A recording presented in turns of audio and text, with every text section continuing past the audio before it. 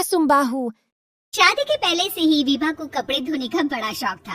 कभी नल के नीचे तो कभी तालाब के पास। अरे मेरी नीली वाली लुंगी नहीं दिख रही है। विभा की अम्मा कहाँ रखी है लुंगी? अरे वो तो विभा ने परसों ही धोकर रखी थी आपकी अलमारी में, देखो वहीं होगी। वो ना मैंने आज धो दी, मुझे लगा कि गंदी हो गई होगी। अरे कैसे गंदी हो गई थी, उसे तो मैंने पहना भी नहीं। हे भगवान, इस लड़की के कपड़े धोने की आदत से परेशान हो गया हूँ मैं। जितना तो घर में राशन नहीं आता, उससे कहीं ज्यादा डिटर्जेंट पाउडर का खर्चा है। इसकी शादी करवा दो, शादी जाए अपने घर में ही करे काम, फिर चाहे घर के कपड़े धोने हो या पूरे गांव के। हाँ ठीक बोल रही हो, देखता हूँ मैं कोई लड़का। वो दिन भी आ जाता है जब विभा को देखने लड़के वाले आ जाते हैं। लड़की मुझे अच्छी लगी। होने वाली सास कहती है, बेटी अगर कुछ पूछना है तो पूछ लो। वैसे तो हमारी लड़की बहुत ही शर्मीली है, जो बोल दो वो मान लेती है, इसे क्या पूछना होगा।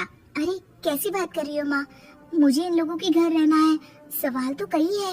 हाँ हाँ बेटा पूछ लो ना, क्या पूछना है। आप लोगों के घर कपड़े कौन धोता है? सास का मुंह बन जाता है।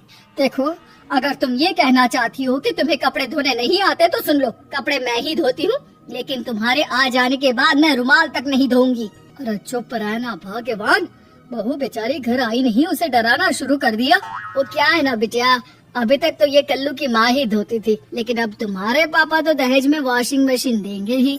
तभी विभा की माँ बोल पड़ती है, सवाल भी पूछा तो क्या। वैसे भाई साहब, मशीन की तो फिर भी कपड़े धोने की कैपेसिटी होती है। मतलब जो बिटिया दे रहे हैं ना विभा, इसे कपड़े धोने का बहुत शौक है। ये आप लोगों की क्या आस पड़ोस गांव मोहल्ले सबके कपड़े धो दे और उफ तक ना करे।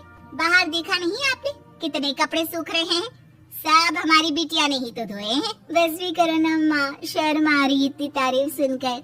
और तो और एक दाग निकाल कर दिखाओ तो मान जाऊँ। हाँ अच्छा अच्छा, माफ करना बेटा, मैंने गलत समझा।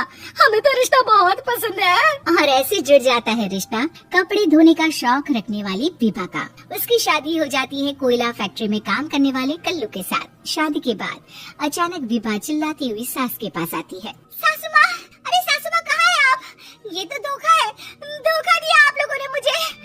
इस ससुर के चक्कर के बारे में पता चल गया। अरे तो उसमें तुझे क्यों धोखा मिला है? अरे नल में पानी नहीं आता, कपड़े कैसे कब धुलेंगे? अच्छा अच्छा, तो पानी नहीं आ रहा उसकी बात कर रही है। तो आपने क्या सोचा?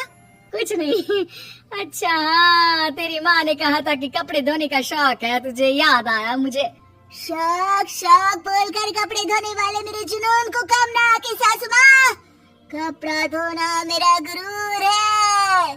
तभी पति भी वहाँ आ जाता है। अभी अभी मैंने इसे सनी देओल की फिल्म दिखाई है, उसी के डायलॉग मार रही है माँ। अच्छा सुन, साफ साफ बता रही हूँ, पानी सुबह 4 से 6 और शाम को 10 से 12 आता है, समझी? विभा टाइमिंग सुनकर हैरान हो जाती है। ये क्या भूतों का मोहल्ला है? सुबह 4 बजे उठकर कौन कपड़े धोता है? 4 बजे टंकी में पानी जाता है, फिर सारा दिन धोना ना, किसने मना किया? अरे कैसे बात कर रही है? 200 लीटर की टंकी में कितने कपड़े धो लूंगी मैं? सुबह ही उठ जाऊंगी मैं। अब क्या था, विभा सुबह 4 से लेकर रात के 12 बजे तक कपड़े ही धोती रहती। एक रोज सास पड़ोस से निकलकर कहीं जा रही होती है कि साथ वाली कहती है, हाँ कल्लू की माँ, जरा ये बताओ कि 2 साड़ी है, 2 ब्लाउज और एक पेटीकोट और एक नाड़े वाला लंबा कच्छा। हाँ तो? अरे तो क्या, कितना लोगी धुलाई ये बताओ। धोबन दिख रहे हैं हम क्या? हमारे पति सरकारी नौकरी से अभी अभी रिटायर हुए हैं और बेटा सुपरवाइजर है कोयला फैक्ट्री में। धोबन समझ रखा है हमें। हाय रे कल्लू की अम्मा, माफ कर दो, वो तो मोहल्ले में यही सब बता रहे थे कि तुमने बहू को कपड़ा धुलवाने के काम में लगा दिया है। सास को पड़ोसन की बात सुनकर गुस्सा आ जाता है। वो घर पहुंचती है जहाँ घर के बाहर ही इतने सारे कपड़े सूख रहे होते हैं जितने कि किसी धोबन के घर पर। अरे ओ कल्लू की दुल्हन, बाहर निकल। माँ जी यहीं आ जाओ, बाथरूम में चादर धो रहे हैं हम। अरे अभी हम धोते हैं, तुमको बाहर निकलो। ये आस पड़ोस वाले बोल रहे हैं कि हम बहू से कपड़े धुलवा धुलवा कर उसे कपड़ा धोने वाली बना दिए हैं। अरे छोड़ो ना माँ जी, किन लोगों की बातों में आती हो? आस पास के लोगों का तो काम ही होता है कि वो किसी तरह सास बहू को लड़ा दे। बहू सारे घर के कपड़े धोती है, ये क्या कम है? बोलिए। सास को भी लग जाता है कि वो बहू का ये संकीपन नहीं छुड़वा सकती, इससे अच्छा है कि खुद ही चुप हो जाए। एक रोज सास और बहू मंदिर जाते हैं, जहाँ सास की साड़ी वहाँ खड़ी भीख मांगने वाली से मिलती है। माँ जी क्या बात है, आपकी साड़ी उस भिखारन से कितनी मिल रही है ना? हाँ हाँ, देखो तो दोनों की साड़ी मिल रही है। क्या बात है कल्लू की अम्मा, तुम खुद को तो अफसर की बीवी बताती हो और ऐसी सिंपल सी प्लेन साड़ी पहनकर घूमती हो। सिंपल और प्लेन नहीं है ये साड़ी। तो क्या सोने के धागे से फूल बने हैं? कुछ भी सासू माँ, कुछ भी। हाँ, बने थे इस साड़ी में सोने के धागे से फूल।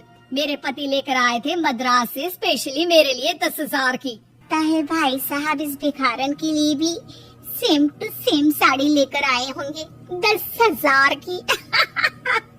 सास उस वक्त तो कुछ नहीं कहती, लेकिन बहू के साथ घर आती है और अलमारी से एल्बम निकाल कर लाती है। ये साड़ी देख रही है, ये वही साड़ी है जिसे मैंने अभी पहना था। इस साड़ी में ये जो चमकदार फूल दिख रहे हैं ना, ये सोने के धागों से काढ़े गए हैं। लेकिन तू लोकल वॉशिंग मशीन ब्रश से घिस घिस कर सारे फूलों को निकाल कर साड़ी प्लेन कर दी।